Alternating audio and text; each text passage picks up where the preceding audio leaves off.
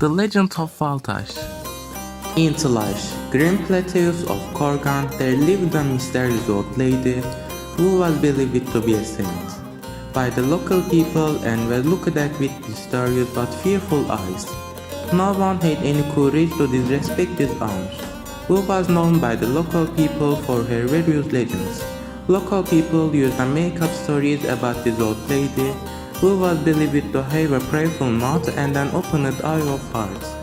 In short, no one wanted to receive the curse of her. This old lady's job was to raise animals in her barn.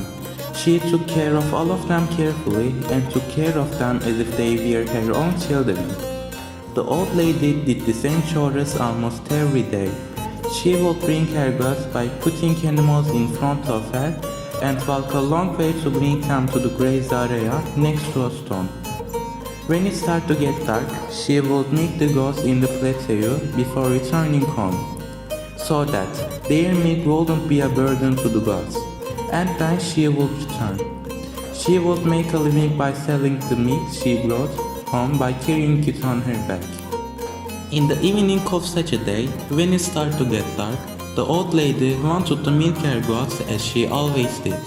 She milked most of the goats one by one, but the old lady had a goat that she always left for last. This goat was so stubborn that it was never allowed to be milked.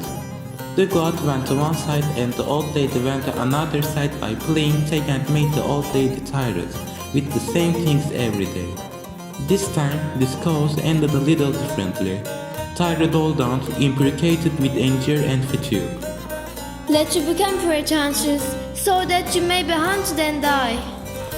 When the old lady, who had a headache from anger, she gave up hope of making the goat, she wanted to sit under the tree and take a breather. In the evening of a productive day, the old lady realized that the buckets she brought with her were not enough. Followed the goats to a safe place and went to get a bucket from home. At that time, a hunter returning from hunting saved the separated stubborn goat from the group. He watched it for a while and thought it might be a wild goat. This hunter, who was shaking with joy because he found his prey, never even thought that the goat had an owner. The hunter's heart was pounding because he found his prey. The hunter wasted no time and shot the poor goat. The hunter saved the old ladies running and hearing the sons run away, out of breath, into the depths of the forest. The old lady who came running couldn't believe her eyes. When the old lady saved the goat being shot, she was so upset that she forgot that she was injured with the goat just now. Her eyes were filled with tears and the pain settled in her heart. She approached the goat and raised her hands to the sky and whispered to the hunter who was running quickly. You were following me, weren't you? Were you hiding there? Be a strong hunter.